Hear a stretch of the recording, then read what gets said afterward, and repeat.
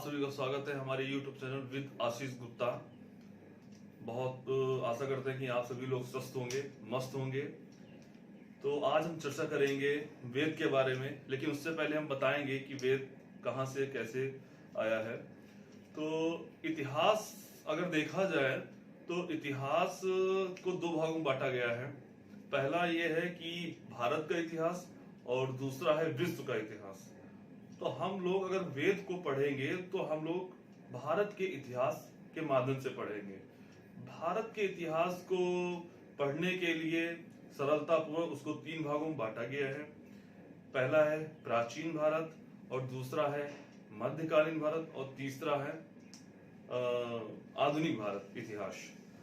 तो इन तीन इतिहासों में बांटा गया है। कौन कौन सा? पहला है प्राचीन भारत इतिहास, दूसरा मध्यकालीन भारत इतिहास, तीसरा आधुनिक भारत इतिहास। तो हम लोग जो वेद पढ़ेंगे, वेद प्राचीन इतिहास में आता है।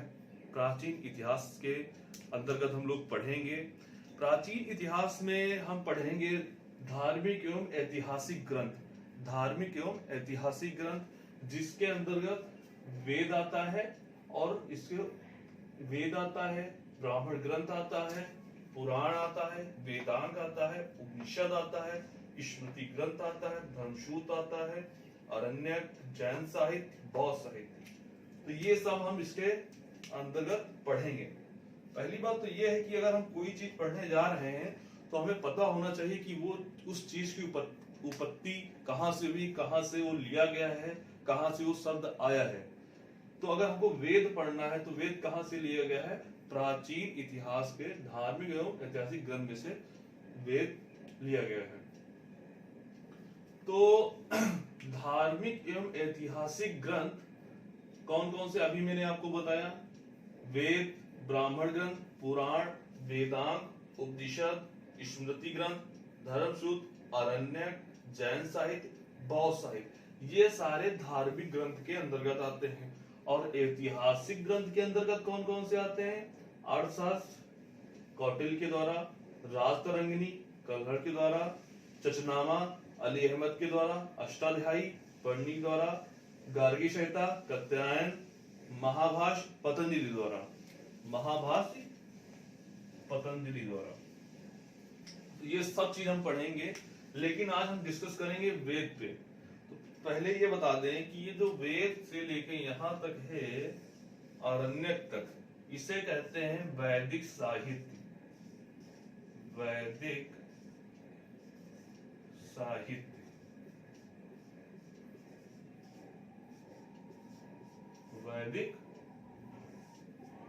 वैदिक साहित्य बोलते हैं। और ये हो गया जैन साहित्य और ये हो गया बौद्ध साहित्य। तो इसके अंतर्गत जैन धर्म के बारे में पढ़ेंगे, बौद्ध धर्म के बारे में पढ़ेंगे साहित्य।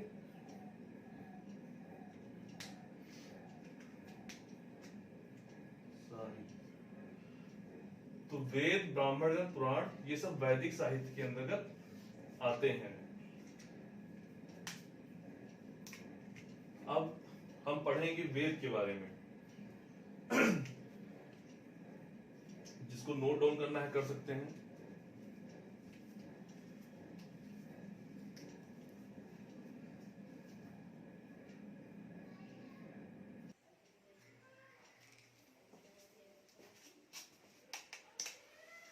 दोस्तों पढ़ते हैं हम लोग वेद।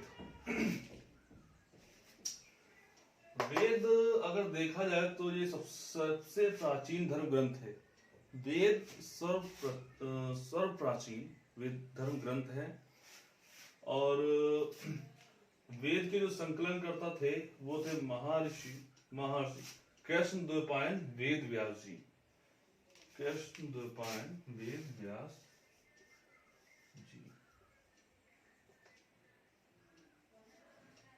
वेद व्यास जी। ये क्वेश्चन पूछे जा सकते हैं, इसलिए ये भी आना चाहिए कि वेद के जो संकलन करता थे वो कौन थे?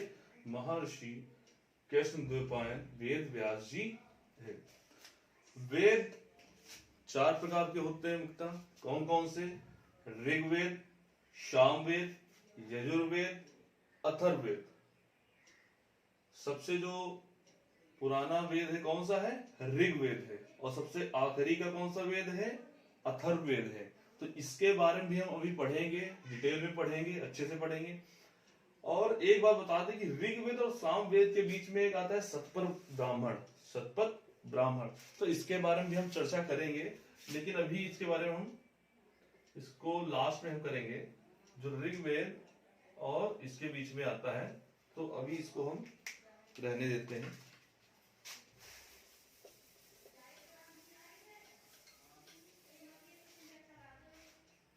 ठीक है, अभी हम पढ़ेंगे इसके बारे में।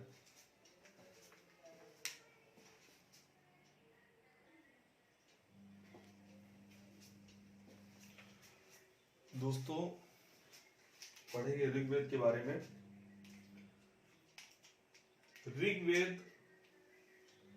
ऋग्वेद का अर्थ है, पहली बात तो ऋग्वेद सबसे प्राचीन वेद है। और सबसे प्राचीन धर्म ग्रंथ कौन सा है? वेद है।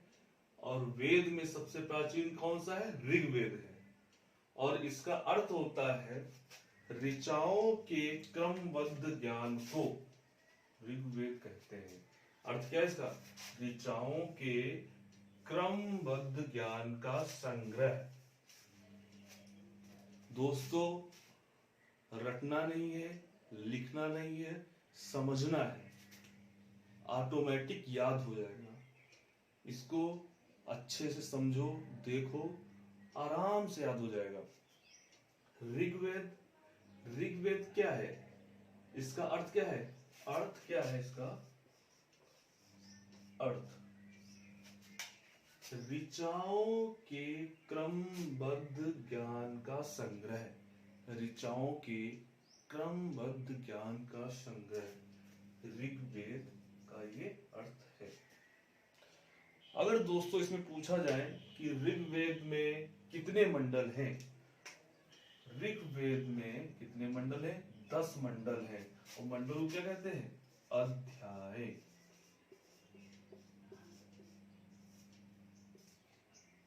अध्याय कितने अध्याय हैं? 10 अध्याय हैं। ध्यान से समझिएगा, ऋग्वेद में 10 मंडल हैं, 1028 सूक्तियां हैं, सूक्ति हैं, 10,462 ऋचाएं हैं। 1028 सूक्ति हैं, 10,462 ऋचाएं हैं। और ऋचाओं में क्या है? 250 250 ऋचा किसको समर्पित की गई हैं? इंद्र देवता को। जिससे ज्ञात होता है कि ऋग्वेद में जो प्रमुख देवता थे वो कौन थे? इंद्र देवता थे। और दोस्तों 200 ऋचा किसको समर्पित की गई है? अग्नि देवता को। अग्नि देवता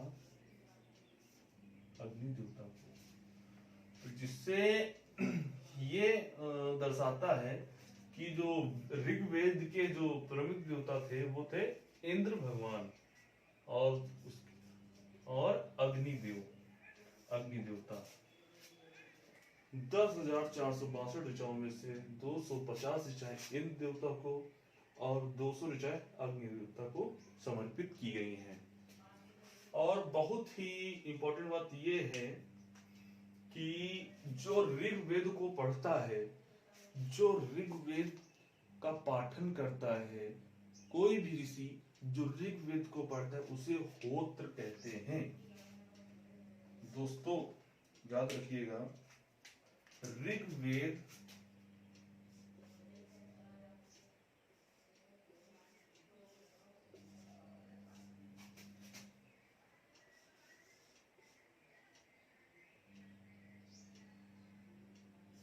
को पढ़ने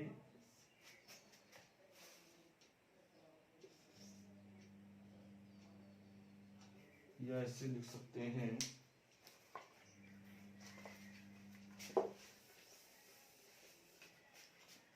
ऋग्वेद के पाठनकर्ता को क्या कहते हैं?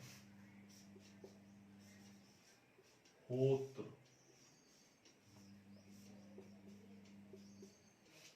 होत्र कहते हैं। ऋग्वेद का अर्थ है ऋचाओं के क्रमबद्ध ज्ञान का संग्रह। ऋचाओं के क्रमबद्ध का संग्रह ऋग्वेद का अर्थ है।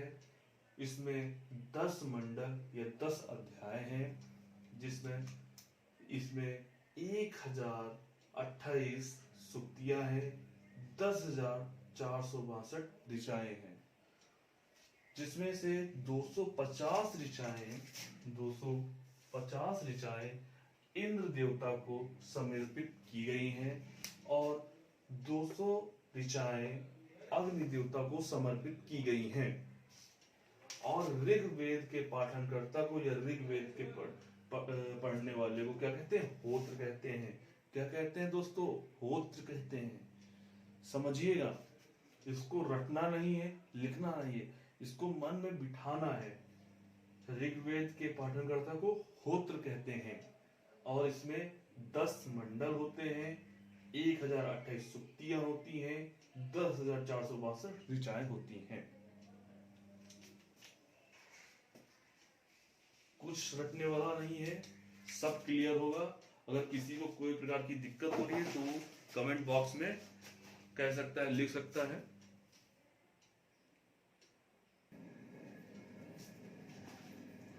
कुछ जानकारियां ऋग्वेद के बारे में जो पूछी जाती है एग्जाम में, इंपॉर्टेंट है, उसके बारे में डिस्कस करेंगे हम। जानकारियां क्या है? सबसे पहले कि आर्यों की राजनीतिक प्रणाली से ये पता चलता है कि वैदिक सभ्यता को आर्यों द्वारा बनाया गया। जो आर्यों की राजनीतिक प्रणाली है, इसके माध्यम से पता चलता है कि जो वैदिक सभ्यता है वो आर्यों द्वारा बनाया गया। जब इसके डिटेल में हम पढ़ेंगे तब इसके बारे में हमको पता चलेगा कि कैसे क्या है, उत्पत्ति हुई है। उसके बाद विश्वामित्र ने द्वारा जो है तीसरा मंडल लिखा गया है, जिसमें गायत्री मंत्र का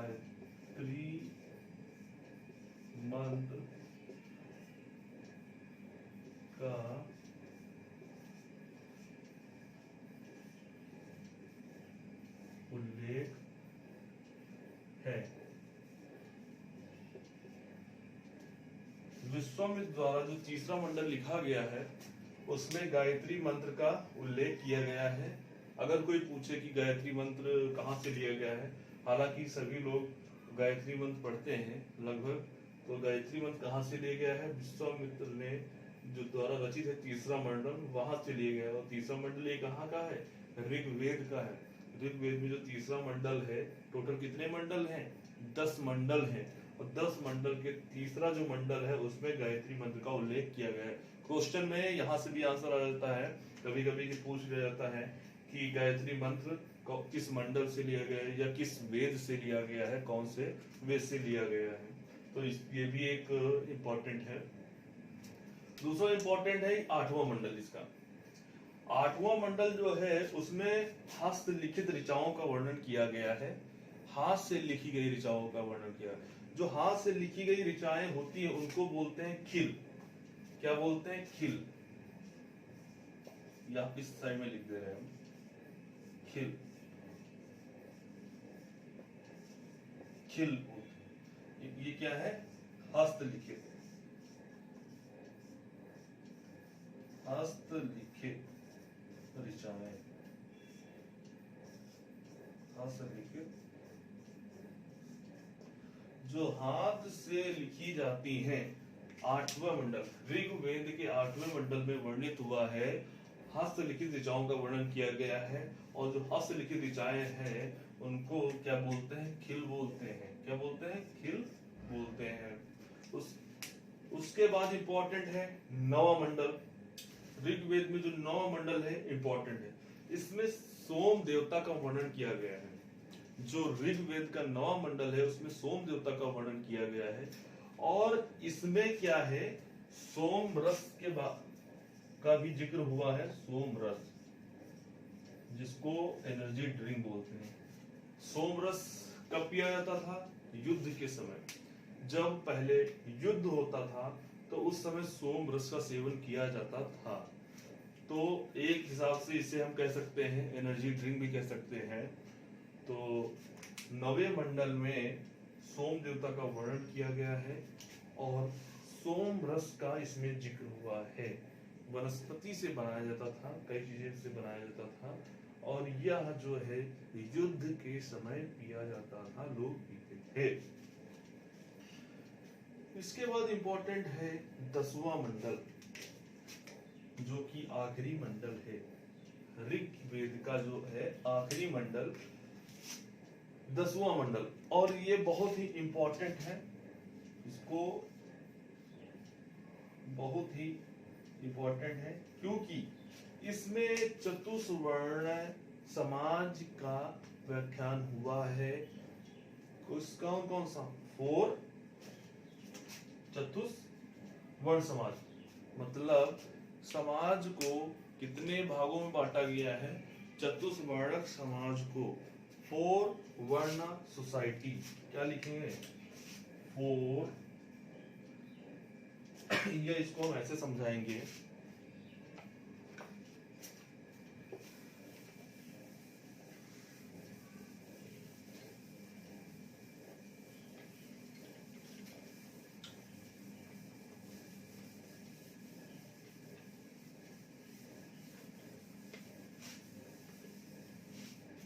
समझेंगे।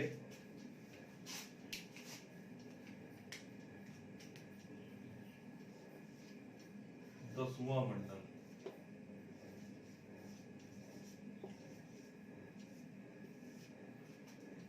इसको कहते हैं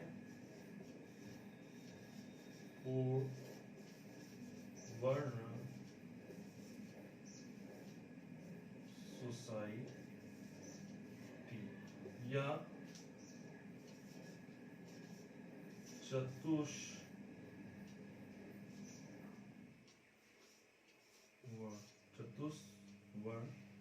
समाज।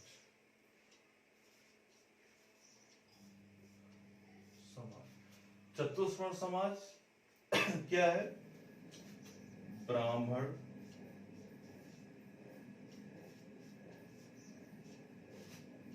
क्षत्रिय,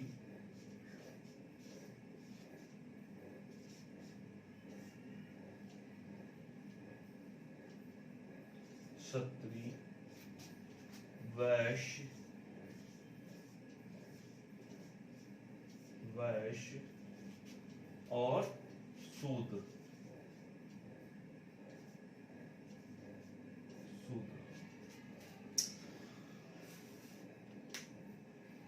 दसवां मंडल बहुत ही इंपॉर्टेंट है और इसमें 4 वर्ण सोसाइटी, चतुर्वर्णक समाज का वर्णन किया गया है, जिसमें ब्राह्मण, क्षत्रिय, वैश्य और शूद्र, और इनको सबको कैटेगराइज किया गया है कर्मों के आधार पर।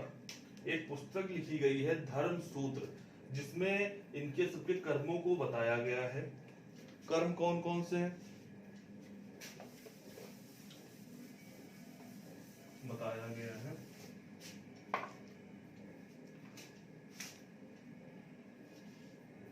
ब्राह्मण शिक्षा के आधार पे, शिक्षा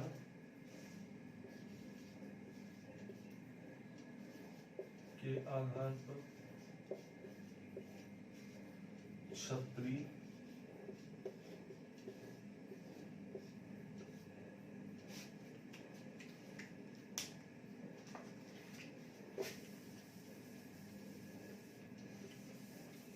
और शिक्षा के क्षेत्र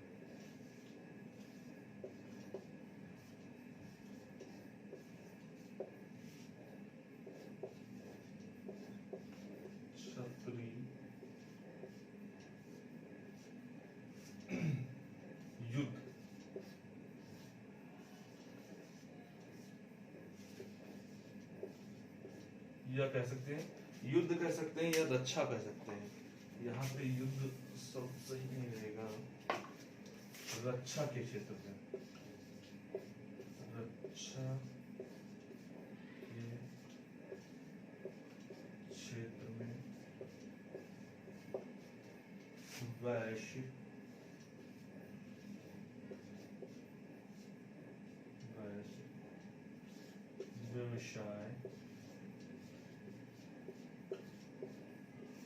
व्यवसाय के क्षेत्र में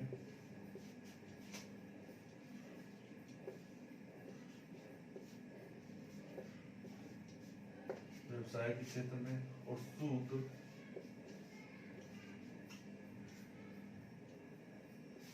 सेवा के क्षेत्र में, सेवा के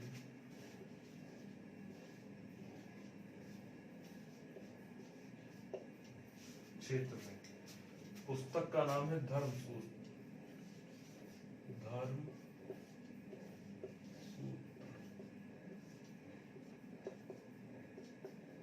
ये पुस्तक है। इसमें कर्मों के आधार पे, कर्मों के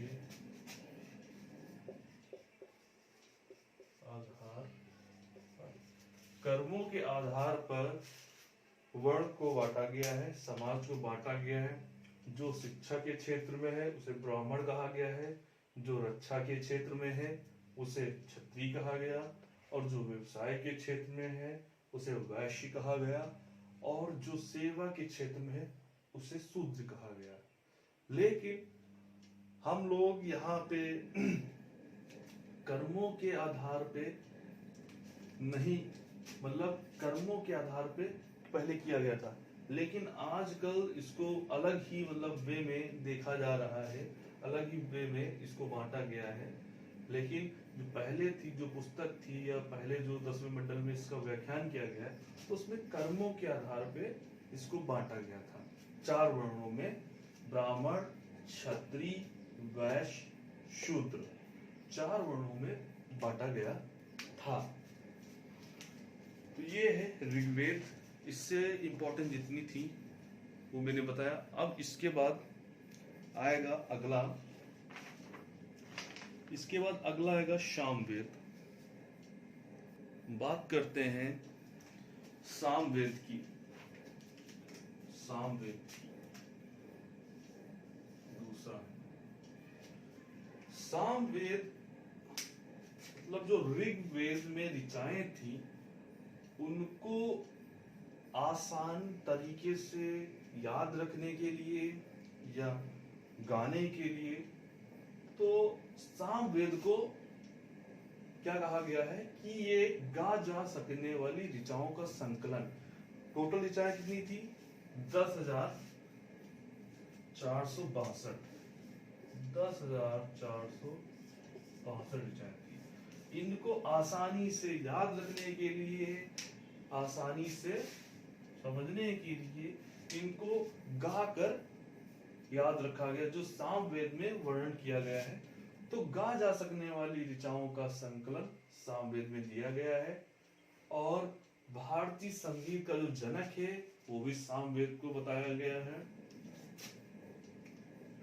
तो जितनी भी ऋग्वेद में ऋचाएं थी उनको गाकर प्रस्तुत करने को जो संकलन पूरा है, उनको याद रखने के आसान करने के लिए उनको संगीत में पिरोया गया है, तो उसे सामवेद के अंतर्गत आता है। तो गा जा सकने वाली ऋचाओं का संकलन सामवेद के अंतर्गत आता है। इसमें 3 बातें याद रखनी है: गा जा सकने वाली ऋचाओं का संकलन, दूसरा भारतीय संगीत का जनक भी सामवेद को कहा गया है, तीसरा पाठन करता है जो इसको पढ़ता है उसे उद्रात्र कहते हैं। याद रखिएगा, ऋग्वेद को होत्र, सामवेद को उद्रात्र कहते हैं। दोस्तों, रटना नहीं है, लिखना नहीं है, समझना है और दिमाग में रखना है, और कुछ नहीं करना है। सारे क्वेश्चन बनेंगे, सब अच्छे से हल होंगे। सामवेद गाए जा सकने वाली ऋचाओं का जो संकलन है और ऋचाएं कितनी थी? 10,462 ऋचाओं ऋचाओं गाए जा सकने वाली या गाए जा सकने वाली ऋचाओं का संकलन सामवेद। भारतीय संगीत का जनक सामवेद, इसको जो पढ़ता है उसे उदात्त कहते हैं। इतनी 3 चीजें याद रखिए सामवेद में, और कोई दिक्कत नहीं होगी। इसके बाद आता है यजुर्वेद। यजुर्वेद ये श्वासर पाठ के लिए मंत्रों तथा बलि के समय अनुपालन के लिए नियमों का संकलन यजुर्वेद कहलाता है। यह कह सकते हैं वैदिक कर्मकांड के नियमों का संकलन भी कह सकते हैं। तो इसमें यज्ञ और रीति रिवाज का इसमें दिया गया है, और इसके जो पाठन करता है उसको उदर्व्यु कहते हैं, जो पाठन करता है उदर्व्यु कहते हैं। और इसमें कह सकते हैं कि यज्ञ रीति रिवाज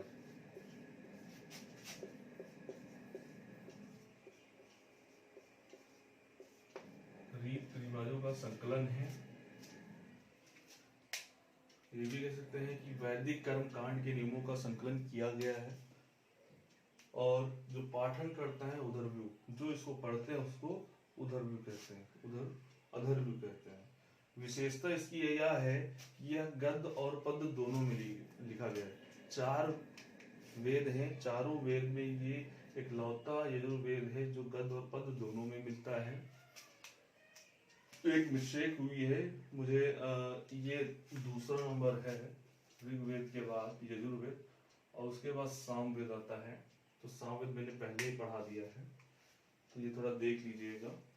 अब इसके बाद आता है अथर्ववेद।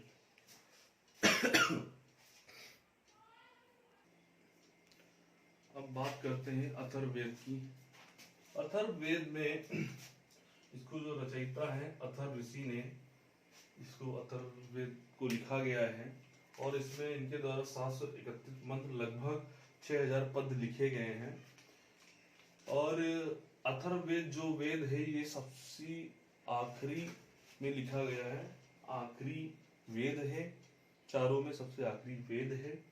और इसमें ये भी बताया गया है कि जो अंधविश्वास, जादू टोना, अंधविश्वास, जादू टोना, मतलब कुछ कुरीतियां और कन्याओं के जन्म की निंदा करना, तो कई चीजें अथर्ववेद में आती हैं, कई सारी जानकारियां मिलती हैं। और इसमें सभा और समिति को, किसको? सभा और समिति को प्रजापति की 2 पुत्रियां बताया गया है।